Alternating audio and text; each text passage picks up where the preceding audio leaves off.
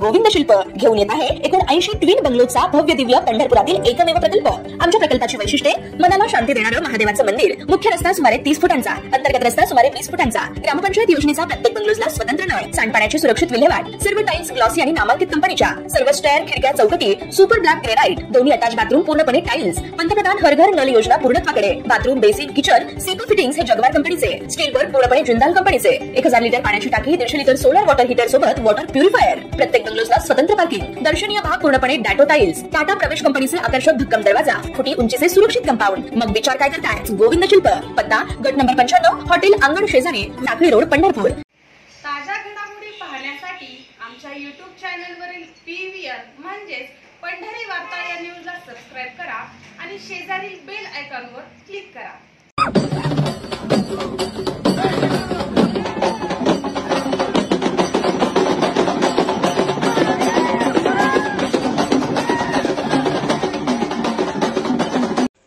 विठ्ठल सहकारी साखर कारखान्याचे चेअरमन अभिजित पाटील यांचा वाढदिवस काल पंढरपूर, मंगळवेढा तसेच माढा तालुक्यात विविध विधायक उपक्रमांनी साजरा करण्यात आल्याचं दिसून आलं। काल सायंकाळी त्यांच्या पंढरपूर शहरातील संपर्क कार्यालयाच्या ठिकाणी अभिजित पाटील यांचे आगमन होताच समर्थकांकडून जेसीबीच्या माध्यमातून पुष्पवृष्टी करीत त्यांचे जंगी स्वागत करण्यात आलं। तर विधानसभेचे प्रतिकात्मक चित्र असलेला केक कापून अभिजित पाटील यांनीही समर्थकांना आपल्या भाषणातून जोरदार प्रोत्साहन दिलं। यावेळी बोलताना अभिजित पाटील यांनी छत्रपती शिवाजी महाराज यांच्या विचारावर श्रद्धा ठेवून चालणारी आपण माणसं असल्याचं सांगत, कधी कधी 4 पावलं मागे घ्यावं लागतं तर तह करावा लागतो असं सांगत, वेळ पडेल त्या ठिकाणी भविष्यात आपणास तुमच्या मनातील निर्णय घ्यायचा आहे असा निर्धार व्यक्त केला। आपल्या भाषणातून अभिजित पाटील समर्थकांना 2 महिन्यानंतर आपल्याला रन खेळायचं आहे, तयारीत राहा असं आवाहन देखील केलं आहे।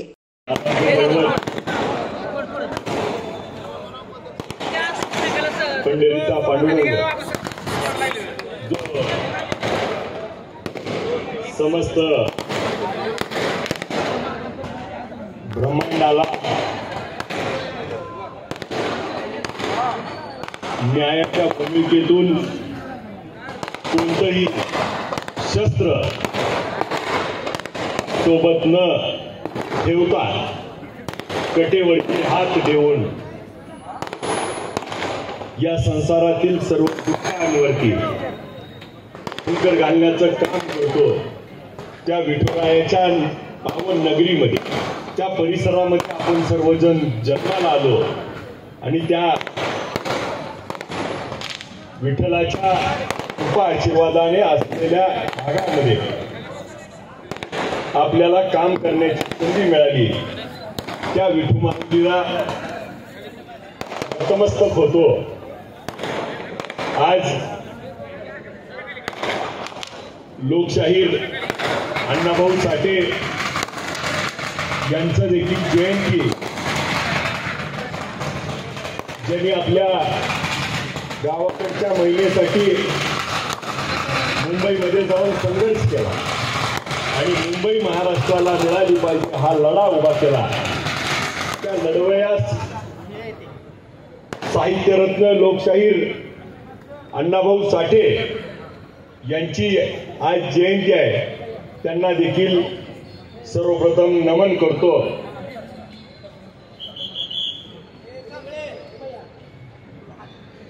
ज्यांनी आपल्याला लोकमान्य टिळकांनी आपल्या हक्काचा, आपल्या जबाबदारीची जाणीव करून केसरी सारख्या मुखपत्रातून चळवळ उभा केली आणि आज त्यांची देखील त्या ठिकाणी जयंती आहे। त्यांना देखील नमन करतो। मगाशी बोलताना एका वक्त्याने सांगितलं की मराठा समाजाचा लढा उभा करणाऱ्या मनोज जरांगे पाटलांचा देखील वाढदिवस आहे। त्यांना देखील वाढदिवसाच्या सर्वप्रथम शुभेच्छा देतो। आजच्या या वाढदिवसाला शुभेच्छा देण्यासाठी विविध क्षेत्रातील विविध मान्यवर, आमचे मित्र महाडिक साहेब असतील, आमदार साठे साहेब असतील, सर्व क्षेत्रातले, सर्व पक्षाचे सर्व पदाधिकारी, कारखान्याचे सर्व संचालक, आजी माजी संचालक, पंचायत समिती, जिल्हा परिषदचे सदस्य, सर्व पाहुणे मंडळी, गावगावून आलेले ग्रामपंचायत सदस्य, सरपंच, सोसायटी चेअरमन,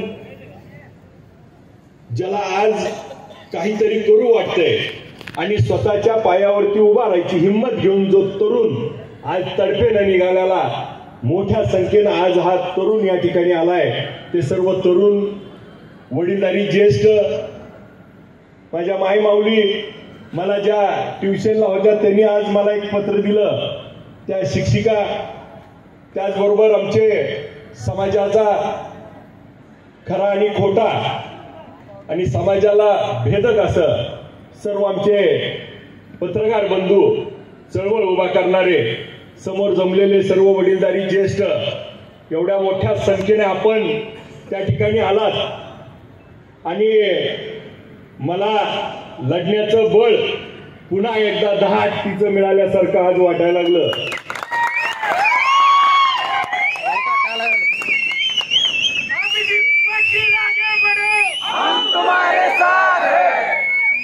दोन महिन्यापूर्वी राजकीय परिस्थिती आपण सगळ्यांनी अनुभवली. त्या राजकीय परिस्थितीनंतर काही तज्ञांनी तर आणि ज्यांचा ठाव ठिकाणा नाही त्यांनी देखील आपल्यावरती बोलायला चालू केलं, ह्यांचं आता संपलं म्हणून. आज त्यांनी येऊन बघावं संपलोय का पुन्हा एकदा उभा राहिलो.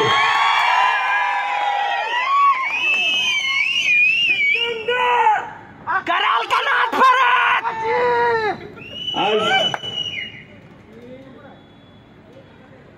आपल्याला देखील सर्वांना माहिती आहे की निर्णय कसे झाले आणि का घेतले, परंतु त्या निर्णयातून आपल्याला संस्थेला काय मदत होणार यासाठी जो निर्णय घेतला होता तो तडीस नेण्यासाठी गेले 2 महिने मी आपल्या संपर्कात राहू शकलो नाही. मुंबईला सातत्यानं जाऊन कारखान्याचं 347 कोटीचं कर्ज त्या ठिकाणी मंजूर केलं आणि आपल्या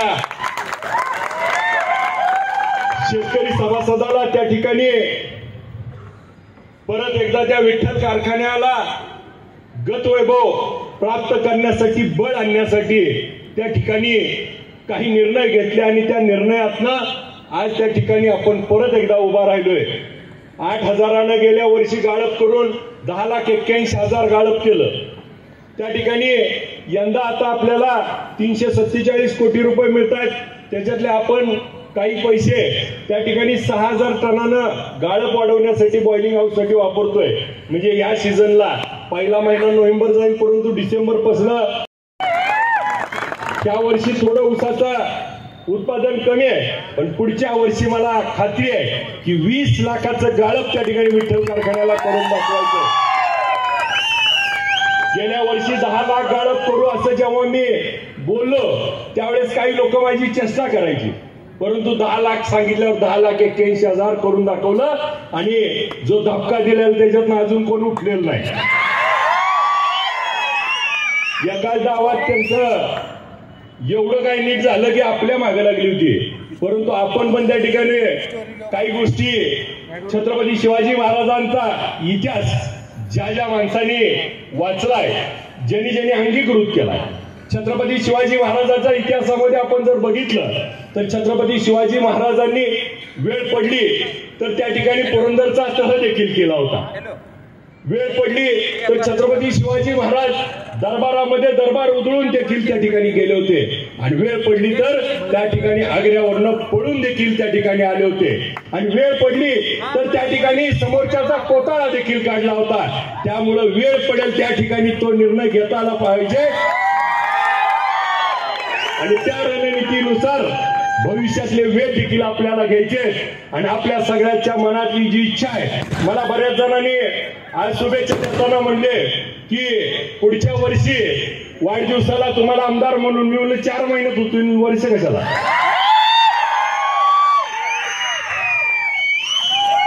कारण आपल्या सगळ्याचं प्रेम, आशीर्वाद आणि आपण जे वागतोय त्यातली नीतिमत्ता, आपण कुणाच्या वाळल्या पाचोळ्यावरती पाय द्यायची भूमिका नाही. कुणाचं नुकसान होणार नाही याची जबाबदारी आपण घेतोय आणि जे काही करायचं ते माझ्या सामान्यातल्या सामान्य शेतकरी असेल, माझ्या तालुक्यातल्या सामान्य तरुणांसाठी, महिला माता भगिनींसाठी रोजगार निर्मिती करण्यासाठी आणि भविष्य काळाचा वेध घेण्यासाठी आम्ही सगळेजण करतोय आणि याला आपल्या सर्वांची आज ज्या ताकदीनं आपण सगळेजण एवढ्या मोठ्या आला त्या ठिकाणाहून पूर्ण रस्ता त्या ठिकाणी बंद होता आणि आपण एवढ्या मोठ्या संख्येनं आला. आजचा फोटो त्या ठिकाणी आमचे पत्रकार बंधू उद्या ज्यावेळेस दाखवतील त्यावेळेस समोरच्याच्या लक्षात येईल की ही संपलं नाही, 2 पावलं मागे घेऊन पुन्हा आता मोठी झेप घ्यायला त्या ठिकाणी तयार झालं आणि उद्याच्या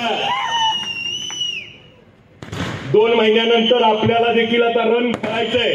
त्यामुळे आपल्याला त्या रनाची तयारी आजपासून करावं लागणार आहे आणि आपण सगळेजण त्यामध्ये मला साथ द्याल ना.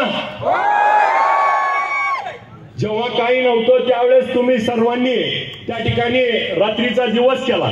पोरापोराची पार्टी म्हणून मत नसलेल्या पोरांनी मत असणाऱ्या पोराचं मतांतर करून निवडून आणली आणि तुम्ही ज्या पद्धतीनं लोकांच्या समोर गेला होता, आबा असा करल, आबा तसं करल, कारखाना चालवल, आज तुम्हाला कुठल्याही एका बाबतीमध्ये त्या ठिकाणी खाली मान घालायची वेळ आली नाही, येऊ देणार नाही. एवढंच आपल्याला त्या ठिकाणी सांगतो. आपल्या सगळ्याचा आशीर्वाद, प्रेम मला कायमस्वरूपी असंच मिळत राहावं. उद्याच्या काळामध्ये आपल्याला संघर्ष उभा करायचा आहे. उद्याच्या काळामध्ये आपल्याला त्या ठिकाणी काही जण म्हणतात की तुम्ही इकडे उभारणार का तिकडे उभारणार. मला एक सांगायचंय या निमित्तानं, जे आता इकडे उभारणार आहेत त्यांना तिकीट मिळेल का नाही माहित नाही आणि तिकडची आहे ती आता त्यांनीच उभारायचं का पोराला उभा करायचं, अभिजित असला तर घ्यायला लागली ती आणि आपण 2 वर्षातली पार्टी दोन्हीकडे घ्या दाखवायला तुम्ही. त्यामुळे आपली ताकद आज त्या ठिकाणी काय तयार झाली ही तुमच्या माझ्या या सर्वसामान्य लोकांनी जे पाठीशी उभा राहिले तो संघर्ष त्या ठिकाणी आपण केलाय आणि आपण सगळेजण मला साथ मोठ्या संख्येनं देताय. तुम्ही युवक वर्ग आज वडीलधारे सगळेजण त्या ठिकाणी माझ्या पाठीशी उभा राहत आहे. म्हणून हा मला संघर्ष आणि बळ मिळतंय आणि म्हणून आज सगळ्या राजकीय पार्टीतल्या सगळ्या नेत्या मंडळीला आज त्या ठिकाणी आपलं तत्व ठरलं नसल्यामुळं त्यांचं काही नीट ठरवता येईल नाही. ज्यावेळेस आपलं ठरल त्यावेळेसच त्यांचं ठरणार आहे आणि मग आपलं कधी ठरवायचं ही आता आपण छत्रपती शिवाजी महाराजाच्या गनिमिकाप्रमाणे ठरवूया आणि उद्याची लढाई जिंकूया. आपण सर्वांनी मला त्या ठिकाणी वाढदिवसासाठी खूप खूप शुभेच्छा दिल्यात. आपल्या सगळ्यांचं त्या ठिकाणी ज्यांनी मला फोनवरती प्रत्यक्ष भेटून त्या ठिकाणी मेसेजवरती वेगवेगळ्या पद्धतीनं काही जणांनी पेपरला जाहिरात देऊन असेल, युट्यूबला जाहिरात देऊन असेल, पंढरपूर असेल, तालुका असेल, माडा असेल, मंगळवेढा असेल, त्या ठिकाणी पुणे आणि मुंबई पर्यंत देखील कटआउट लावून त्या ठिकाणी फ्लेक्स लावून त्या ठिकाणी आपण जाहिरात दिली. आपण वाळव्यामध्ये देखील आम्हाला त्या ठिकाणी काही आमच्या मित्रांनी त्या ठिकाणी लावलेत आणि आपल्या सगळ्याचं प्रेम मी नम्रपणे स्वीकारतो. आपलं प्रेम असंच माझ्यावरती वाढत राहू, ते टिकत राहू आणि त्यासाठी आयुष्यभर मी तुमच्याशी सगळ्या जनतेशी मी प्रामाणिक राहील एवढं आज वाढदिवसाच्या निमित्तानं आपल्याला सगळ्याला त्या ठिकाणी वचन देतो. आपण सगळेजण त्या ठिकाणी आज आपल्या डीव्हीपी बँकेनं एक त्या ठिकाणी नवीन उपक्रम त्या ठिकाणी केलाय की एक आंब्याचं झाड आपल्याला देत आहेत, तर आपण ते झाड न्यावं आणि ज्याला लावणं शक्य आहे त्यानंच ते घ्यावं आणि लावावं आणि त्याला आंबे आल्यानंतर त्या ठिकाणी आपल्याला खायला घेऊन यावे, अशा पद्धतीचा त्या ठिकाणी उपक्रम घेतोय. आपण सगळेजण त्या ठिकाणी मोठ्या संख्येनं उपस्थित राहायला मला शुभेच्छा दिल्या. आपल्या सगळ्याचं ऋण त्या ठिकाणी कधीही न फिटणारं आपलं सर्वांचं प्रेम असंच वाढत राहू. मला शुभेच्छा दिल्याबद्दल धन्यवाद. जय हिंद, जय महाराष्ट्र.